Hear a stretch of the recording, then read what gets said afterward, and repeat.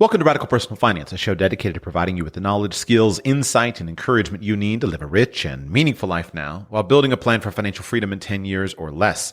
My name is Joshua Sheets. I'm your host. Today on the show, I want to share with you some of the building blocks of a good, rock-solid financial plan. But I would bet that they're not what you think they are.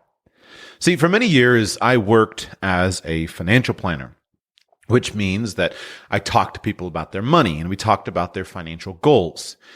And what I learned in that process of sitting face to face with hundreds and hundreds of people talking about their money is that frequently the goals that we have with money are disconnected from the actual goals that we have.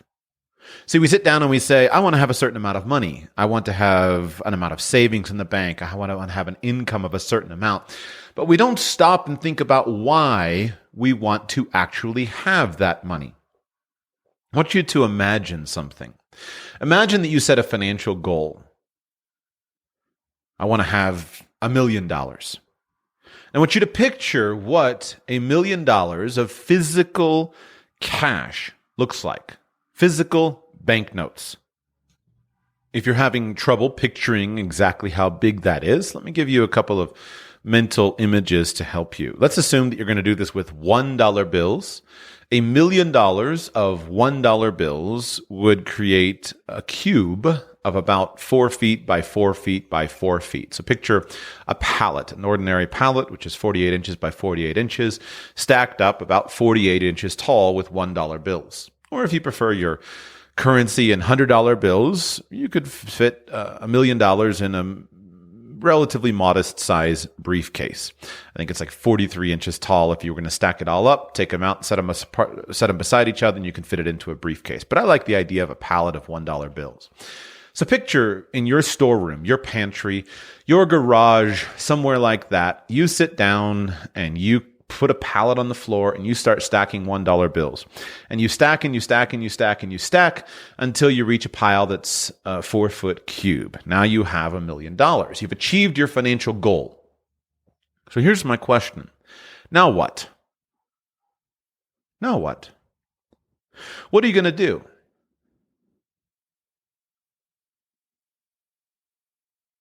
Maybe your goal is $10 million. Okay, put 10 of those in your garage.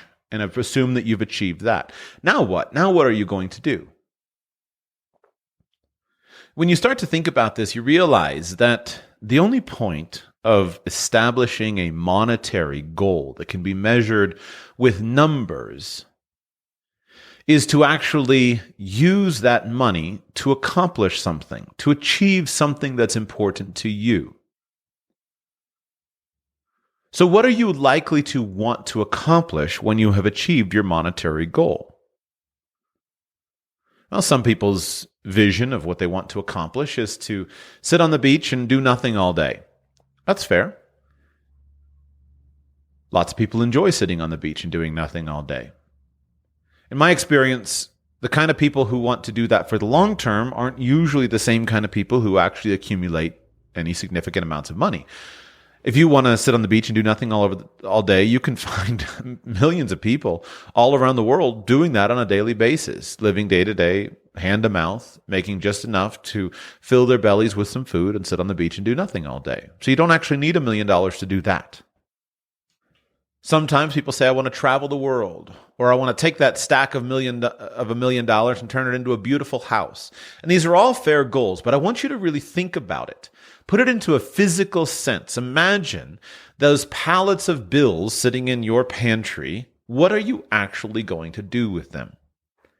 Over the years, as I've gone through these exercises myself, as I've worked through them with individuals, I've found again and again that there are a few common themes. And I want to expand those themes because I believe that if you understand what those themes are, then you will be able to do a better job of spending your money in a satisfying way. Today, I want to begin with one of what I call the big three. These are the big three questions, the big three decisions that you will want to make before you engage in any hardcore numbers on the paper financial planning. The first question for you to answer is this: who do I want to live with? Who do I want to be present in my life? What are the people? Who are the people that I want to be surrounded with in my day-to-day life?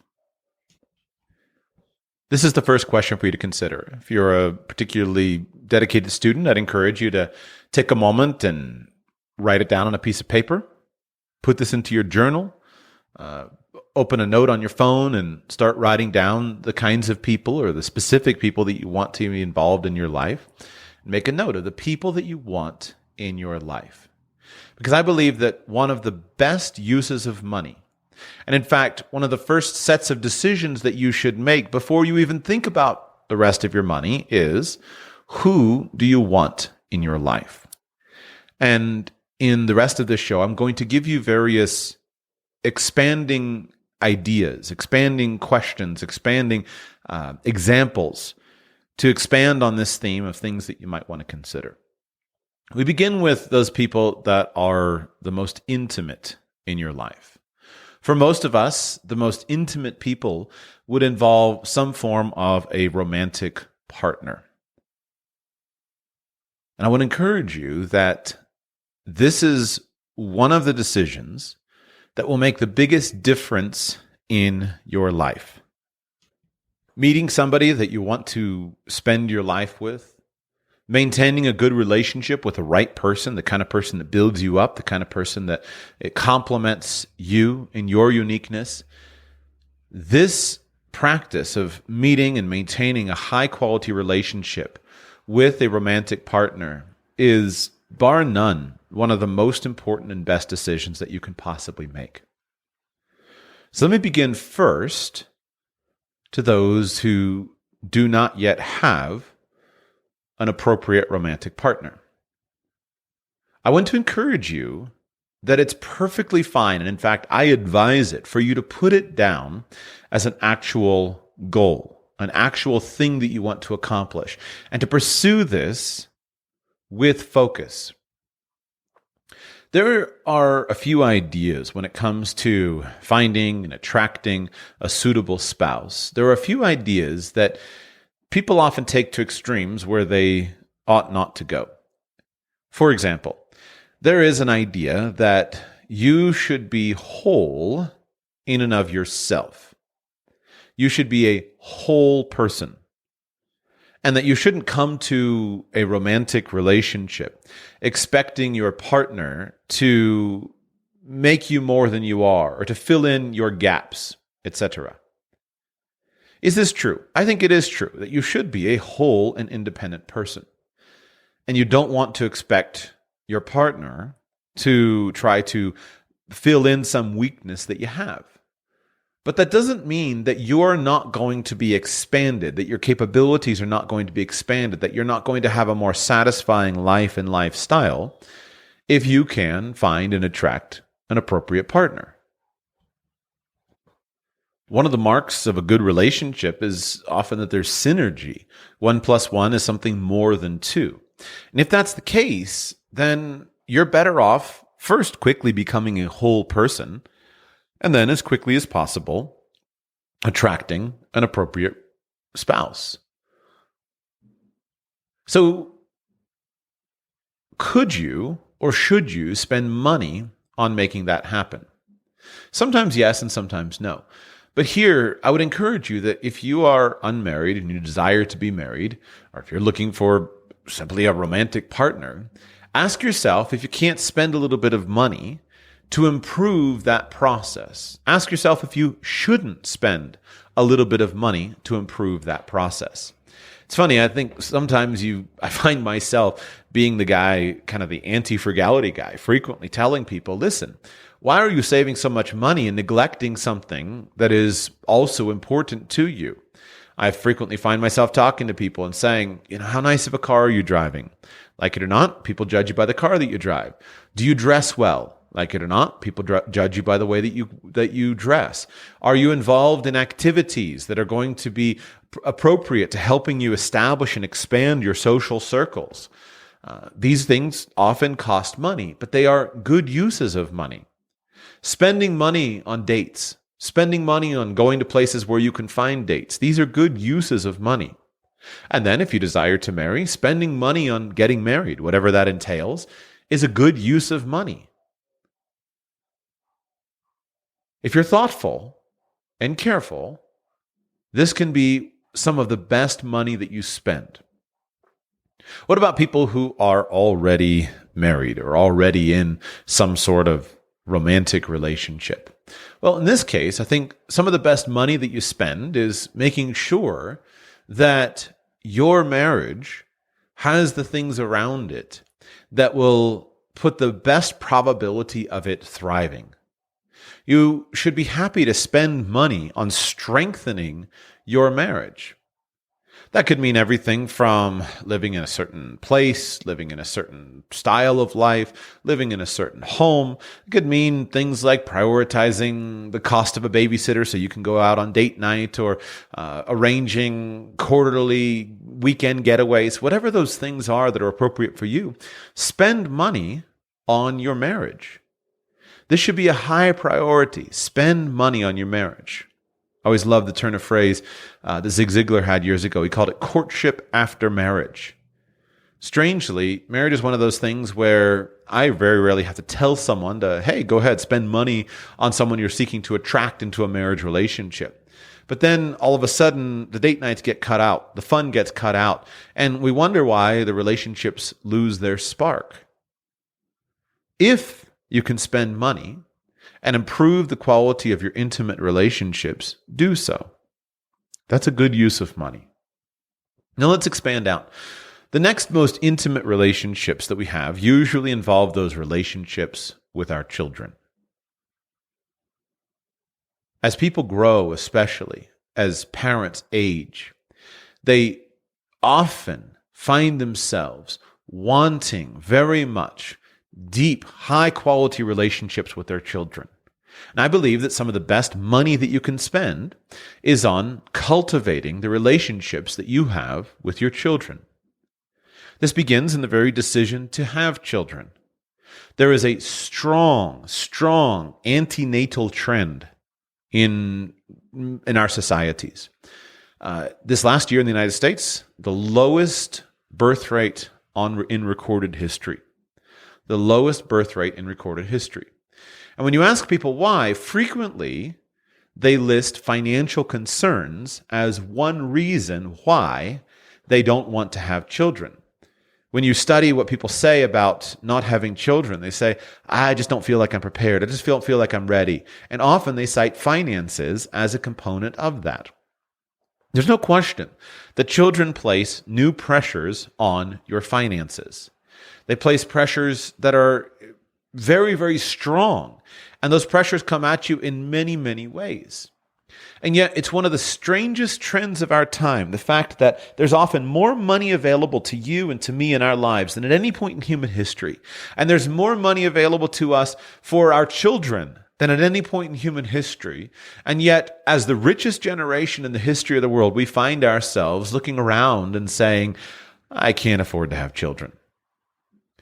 I personally don't believe in the concept of waiting to be married until you can quote unquote afford it. And I personally don't believe in the concept of waiting to have children until you can quote unquote afford it. There is a balance. I, of course, would advise many people and say, why don't you establish yourself before getting married? I would tell people often, why don't you work extra so you're not living hand to mouth before you add more mouths to the table?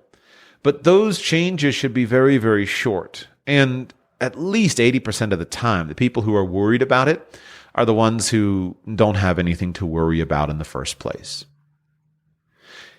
The money that you spend on your children will often be some of the highest payoff money that you'll ever be able to spend. The money that you spend on the actual care of your children, the things that your children need, many people find that as they age, they're so grateful they've done it.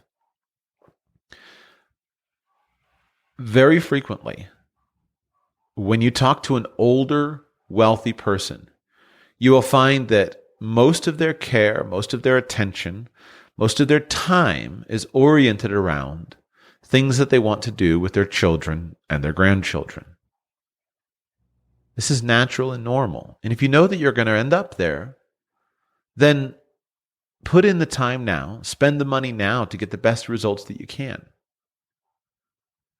I can't tell you exactly how to spend that money. That's up to you. But I do know that it's some of the best money that you can spend. If your children are older, out of your house, make sure that you live appropriately close to them. Or in an appropriate way, you've gotten the best relationship that's possible for you. Some of the best money that you can spend is in enhancing and developing the relationships that you can have with your children. That money might be spent in moving to another city or buying a place in another city so you can regularly visit your children. It might be spent in simply going closer to where they are. It might be spent in a vacation home where you can invite your children to be with you. But being together with your children is a great use of money. And very rarely will you ever make a mistake when you spend money on being appropriately close to those that you love. What about your parents? One of the best things that you can do to improve your general sense of happiness and satisfaction is live at an appropriate distance to your parents. Sometimes this means as close as possible, right next door. Sometimes this means farther away than where you are right now. Think carefully about where you'd like to live with regard to your parents, and prioritize living there as a really good use of your money. Make sure that if you want to be closer, you're closer. Whether that means you move mom and dad closer to you, or you move closer to mom and dad, or arrange some third option, do it. If you need to be farther away, do it. If you need to limit their influence, do it. If you need to encourage their influence, do it. Prioritize with your money the relationships that are most important to you. Let's move on. What about your circle of intimate friends? Your circle of intimate friends can be one of the most powerful influences on your life. This is something that's worthy of your attention, your time, and to the extent you're capable of it, money. Attention and time are usually the things that are the most necessary. Friendships require cultivation. They require time. They require effort for you to arrange those circumstances. When you ask many people what's the time in their life that they enjoy the most, frequently they will hearken back to some form of college experience. I don't think that in the main this is because they were drunk all the time. I think this has more to do with the social environment in which they lived. If you think about college, it's a time of intense socialization. Yes, there are certain demands on our time. We're required to work, we're required to study, etc. Those demands are modest in the main. But more importantly, we're often together with other people, and we can filter and sort ourselves to be with people that we like. And our schedules are unencumbered by other obligations. And so therefore, we can engage in all kinds of planned and spontaneous social events. And that intense socialization leads to some of the happiest memories of our life. Frequently, we don't have a lot of money. Our car might be broken down. We might take trips on a shoestring, crammed all in one tiny little junky car to go away for spring break. We might do some wacky adventures, go hitchhiking across the country, etc. But that socialization, that focus on enjoying relationships with other people can be very pleasurable.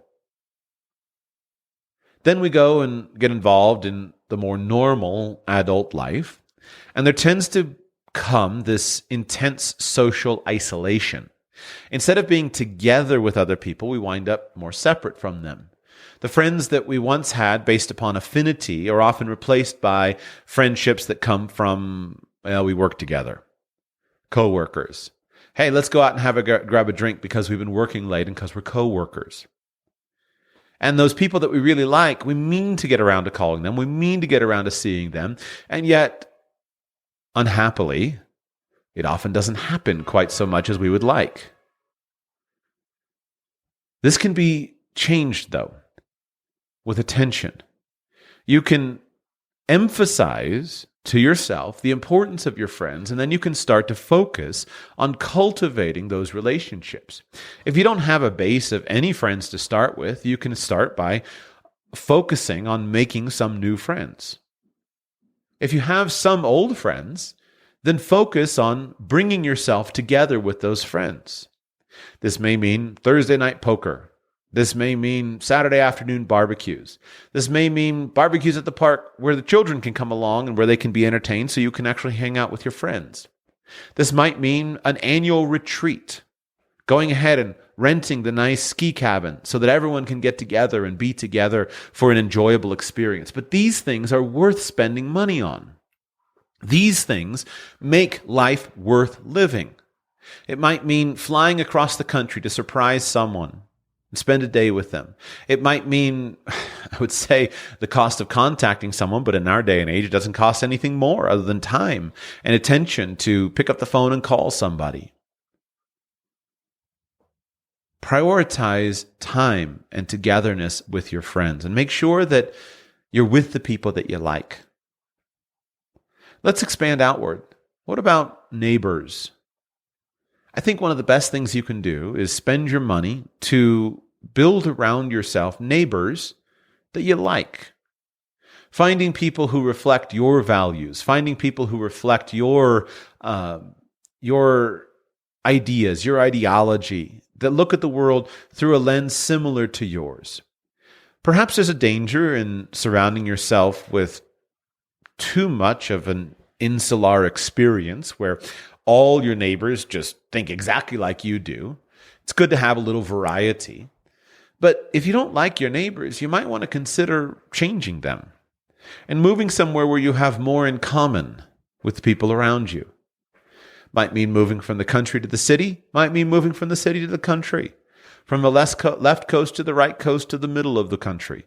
Wherever it is that you feel comfortable, do your best to surround yourself with the kind of people that make you feel comfortable, that will add significantly to the quality of your life.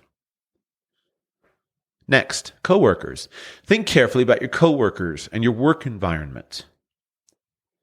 You're going to spend a significant amount of time with your coworkers, perhaps more than anything else that you're doing in your life. Your coworkers will be an ever-present reality. Make sure that you like them. Make sure that they're the kind of people that you want to be around, that you want to emulate.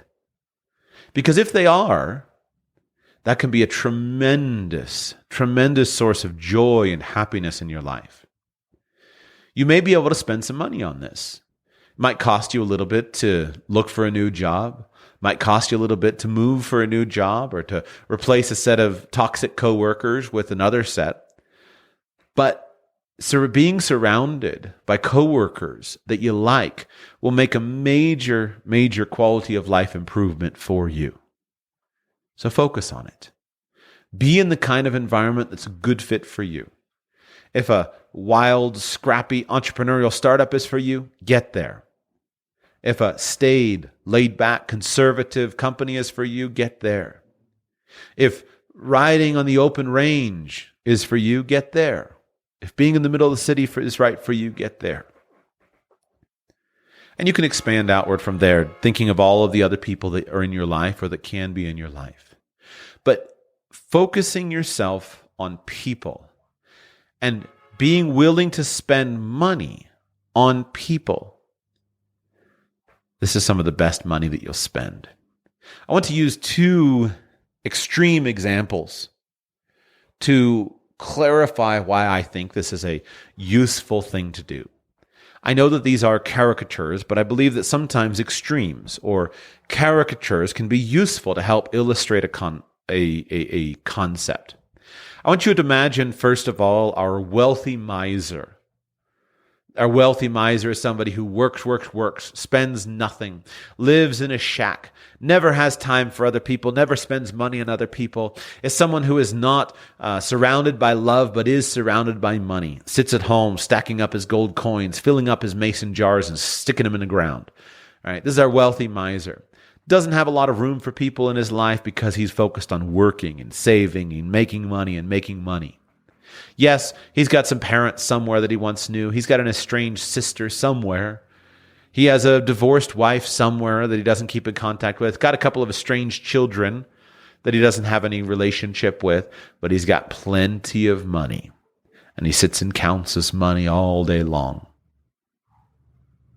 Now, imagine our other caricature, that of the joyful socialite. The joyful socialite is surrounded by family and friends that love him and that he loves. He's got a loving wife with a rich, close relationship, the kind of people that make you feel weird because they touch each other all the time and they just seem so happy together. He's got a house full of children, and, well, of course his children aren't perfect. He enjoys being with them. He enjoys the hustle and bustle and enjoys seeing their success. He prioritizes his friends. At least once a night, there's another family in his home for dinner. Weekends, there's people in his backyard. Once a quarter, he schedules a trip with his buddies. Once a year, an annual reunion with his college friends. Regularly, he's with his parents. Regularly, he spends time to invest into other people. He's got friends everywhere. His coworkers love him and respect him. His neighbors appreciate him.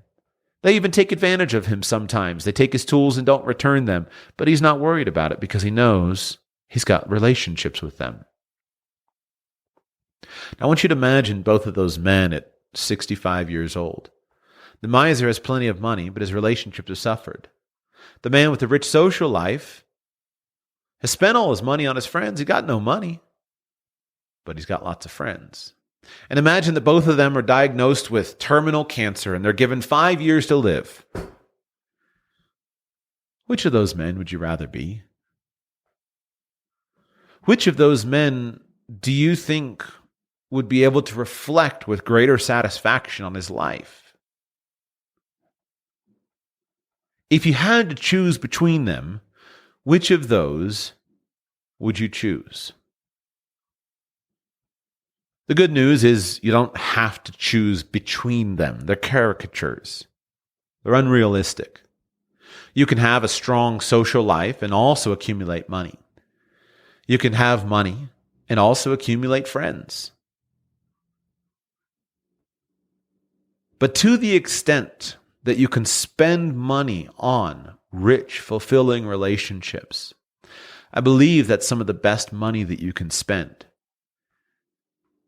And if you had to choose between them, I think you'd be more satisfied by having a life full of the people that you love than by having a life full of gold coins or full crypto wallets,